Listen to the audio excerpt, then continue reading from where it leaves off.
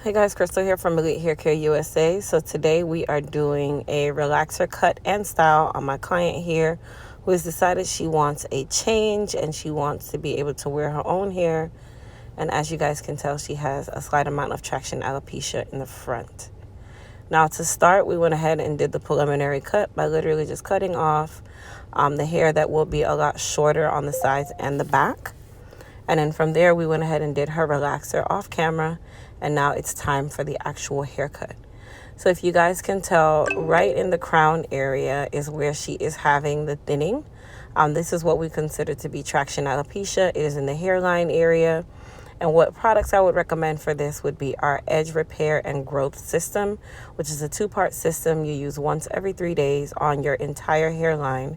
And that will assist you in regrowing and strengthening that area that has thinned and become very sparse. So I went ahead and did the scissors over comb technique to take out some of the density and remove some of the length in her nape area and on her sides as well. How a hairstylist cuts hair is going to be different based on how they were taught, and also how short you go is going to be dependent on the style that the client wants. So not all the time do I always say, okay, your hair's going to be this short, it's going to be that short. If the client brings a photo to me and says, this is what I want, at that point, I will use my judgment to determine what length of hair they would need. And then, of course, if we have to improvise, then we will do that at that time. Now, if you guys notice, I'm using a couple different techniques. I did a little bit of notching. I did a little bit of scissors over comb. I also did just a standard 90-degree haircut. It really just depends on, what area of the head you're on and where you're comfortable. This is another reason why I don't recommend cutting your hair yourself at home, because even me, as a licensed cosmetologist for over 15 years, there are certain areas of my head that I cannot see or reach to cut. So is that cut going to be precise? Is it going to be considered a precision cut? No, it's going to be considered a messy, I just decided to do it myself type haircut that will later on need to be fixed by a professional. So just don't do it at all. Now, after her haircut, in the midst of her haircut, she decided that she wanted to do the wave style on the sides, and then in the front or the crown, she was going to add some tracks just to kind of take away from the fact that it's very, very sparse, and to also give her a lot more density for the style that she chose. Now, I am still going through and trimming the crown because, yes, the crown still has to be trimmed regardless if you're going to leave it long or not. And that area still has to be maintained just as it would with any other style, even if she was to wear her own hair. So now I'm using our Elite Silk Wrap Foam to go ahead and mold the sides of her head. This is also where I'll be using the comb to create those comb waves. And the Elite Silk Wrap Foam is a nice lightweight hold, but it's very effective in keeping the hair nice and smooth. It doesn't flake, and it keeps the hair nice and silky.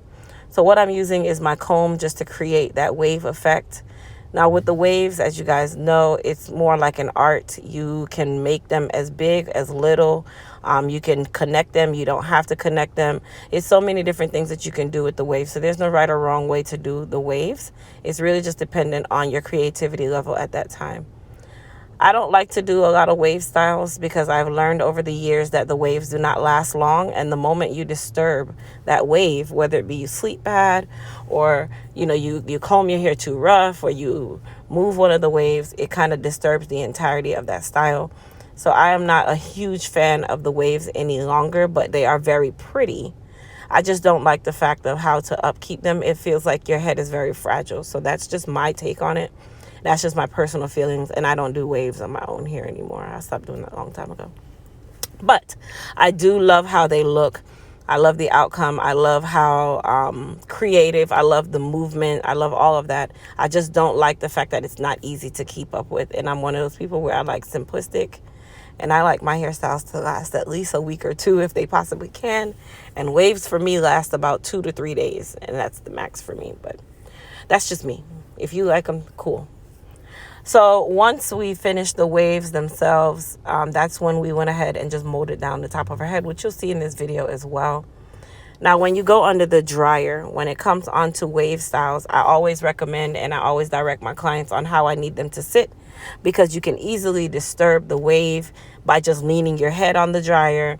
scrunching your head too much, that kind of thing. So when the client goes under the dryer with the waves, I always let them know to just sit straight up. Try not to move your head around the dryer for at least the first 15 to 20 minutes, and that will allow the waves to be able to set in place, and then they will dry from there, and they won't be disturbed later on in the process. I told you guys, this is a high maintenance kind of thing. So it takes a lot of different things, a lot of different rules, a lot of different techniques, a lot of different do's and don'ts. So just understand. I know you guys are like, oh my gosh, this sounds intense. But it always comes out absolutely beautiful. I love the way the waves look. So now that the waves are done, I'm just using the same wrap foam and I'm just combing the hair forward because I want to make sure that the hair is directed in the style that I am going to be doing for her. And then you can actually see the sparseness. So this is another reason why we decided to add the tracks in the crown. So now that her hair is dry, we can exaggerate the waves by adding a little bit of heat to them and curling them. Which is by choice. Some people don't want to disturb their waves. Some people do. I like to add a little bit of heat to give them that 3D effect that they're popping off of the head. Now for her sides, I didn't want to disturb that too much because her sides are more sparse. So that's another reason why I didn't really bother the sides as much. But I wanted to give some emphasis to the back because that area is going to be more, say, exposed. And her sides aren't going to be as exposed on one side, should I say. But this is a choice. It's not a requirement that you disturb your wave. You can leave them exactly the way they are. I just like to soften them a little bit. That's just my professional technique. Now, the iron that I'm using is a 3/10 of an inch iron. So you do have to have a smaller iron whenever you have a shortcut. And I recommend either a 3/10 of an inch or a 1/2 inch iron to have for use at home.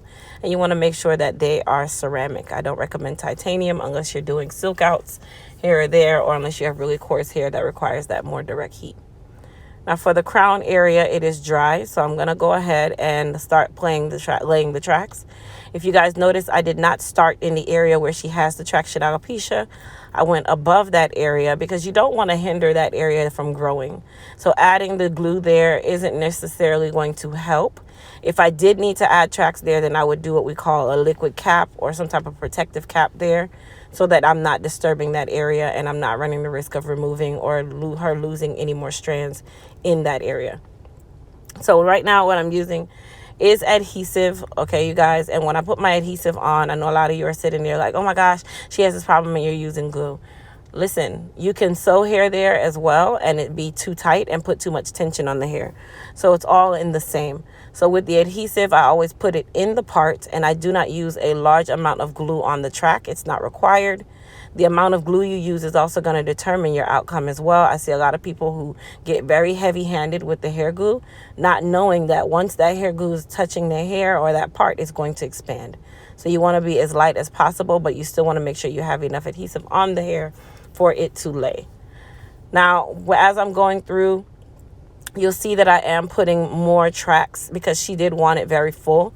And I agreed. I think that was a very good decision because we're already working with about 1/4 of her crown not being full enough for us to be able to achieve this style and it look really, really natural. Now, when you're doing these types of styles, guys, some stylists don't ask you to bring the hair. But when you're coming to me for these types of styles, I do ask that you bring your own hair. Reason being is everyone's texture is going to be different and I won't be able to cater to everyone's texture if I provided the hair. Now, for other styles, such as the alopecia shortcuts, that kind of thing, I do have a specific brand that I use. But for these types of styles, all I ask is that they bring pack hair, nothing too expensive, but nothing too cheap either. And then once we finish out laying the tracks in the crown, that is when we'll start doing her cut, which you guys will get to see in just a moment. And then from there, we're going to finish up the style and you guys get to see the end result. Right now, it already looks amazing to me. I haven't even cut or curled the hair. It already has that profile, which is exactly what you want. You should be able to see your style as you go along. You should be able to envision exactly what your style is going to look like. And if you don't do so, then I definitely recommend that you start doing that. So it'll make your job a lot easier as a stylist in specific. Now, I didn't put a lot of tracks in the area right at the actual crown because, you know, when a queen wears her crown, it sits in the middle of their head and not directly on the front. I didn't go too far back because you still want to make sure you have enough coverage for those tracks, and you want to make it look extremely natural, like she doesn't have any tracks in. So you don't want to go too far back there. You want to leave a lot, or not a lot, a good amount of her actual hair without any tracks in between in that area, just to give it the illusion that all of this is her hair. Now, this hair that she chose, it did have a little bit more texture. I really like this hair. I want to say, I forgot the name of the company that she used. But this is another reason why I tell people to bring their own hair with them, because you get to see the different textures available, and you'll have more control of how your hair blends versus how it will blend if you don't have the tracks yourself.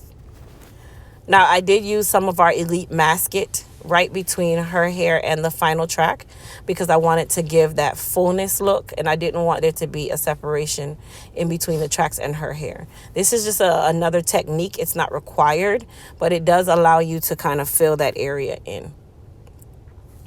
Now, what I'm doing is I am using the razor, which I did use the razor just to kind of thin out those areas. I didn't do a whole lot of cutting.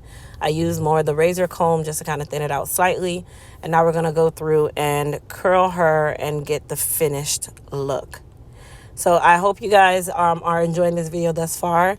Please, please, please don't forget to thumbs up this video, and also to subscribe to my channel if you are new to my channel. And then follow me on Instagram at Elite Hair Care USA. All of my social media handles are exactly the same. And then, of course, comment down below. Tell me what you guys thought about this style. If you're going to be negative, please just keep it to yourself. The world would be a much better place if we did a lot like that.